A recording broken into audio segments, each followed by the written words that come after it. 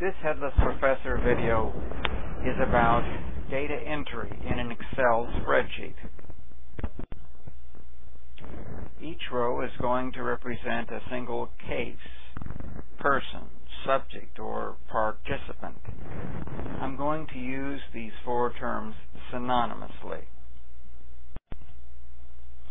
Each column is going to represent a different variable, regardless of how that variable is measured.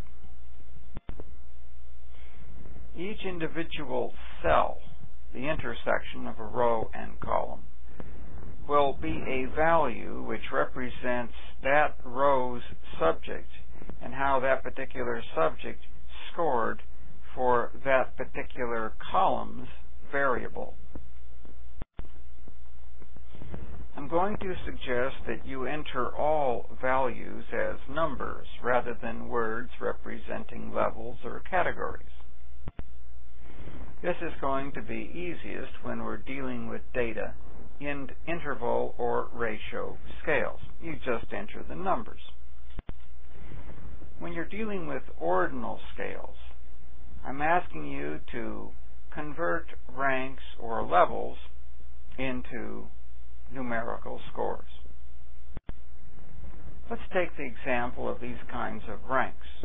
Suppose you have 3 salespeople in the department. Now, last month, Jones sold the most, Johnson was next, and Smith sold the least. So Jones came in first, Johnson second, Smith third. But when we convert this to points that we're going to enter in our Excel spreadsheet, we're going to do it like this. We're going to give 1 point for Smith because he came in last. Johnson was in the middle, so Johnson will get a 2. And Jones came in first, so we're going to give him the most points because he really sold the most units. Therefore, Jones will get a 3. In dealing with ordinal scales, sometimes we have levels, and here's how we're going to enter points for these levels. Let's suppose we have a measure of performance like excellent, good, fair, or poor. 4 different levels in our ordinal scale. We would enter 1 point for poor, 2 for fair, 3 for good, or 4 for excellent. Here we have a Likert scale. We give the subject a certain statement, and we see to what extent the subject agrees with the statement. Strongly agree, mostly agree, don't know, mostly disagree, or strongly disagree. We'll give 1 point for strongly disagree, 2 for mostly disagree, 3 points for don't know, 4 for mostly agree, and 5 for strongly agree. Here we have an ordinal scale measuring the frequency that a subject does something. Always, usually, occasionally, rarely, or never. And once again, the more frequent the variable, the more points we'll give. 1 point for never, 2 for rarely, 3 for occasionally, 4 for usually, 5 for always. When dealing with a binary nominal scale, we essentially divide our subject into categories. Yes or no, male or female, experimental or control, pass or fail, and we'll define the variable by one of these 2 conditions. So if we define our first variable as yes, we'll give 1 point for yes. If we define the variable of gender as being male, we'll give 1 point for that.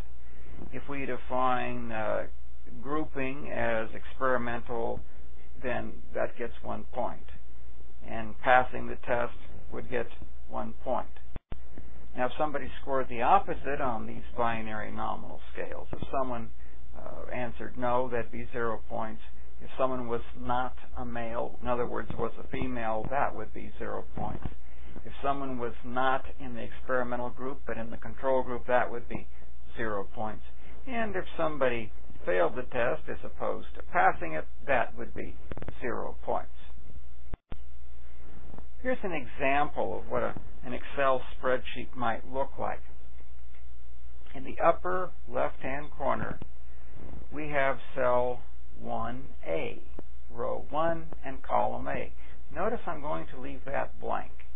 I'm also going to reserve row 1 for the names of our variables, like being male, a performance rating, and the subject's age. I'm going to leave column A empty. I'm going to use it to write some kind of identifier for each of our individual subjects. Here we have their names. If we want to preserve anonymity, we just might use something like case numbers. One good thing about looking at the Excel spreadsheet, which is lined up like this, immediately we know what the sample size is. We just look at the number of rows taken and subtract 1, because remember, we're using the top row for labeling our variables. We can then create additional rows that represent different descriptive or inferential statistics. For example, we can have a row that indicates the mean of each variable. Now, what we see under the male column represents the mean of those numbers. But remember, those particular numbers were merely a code for yes, the subject was a male, in which case we entered a 1, or 0, the subject was not a male but a female, in which case we used the 0. So when we have a mean of 0.5, what that really indicates is that 50% of our sample was male. We then look at rating, and we see the mean for that particular variable, and we also see the mean age.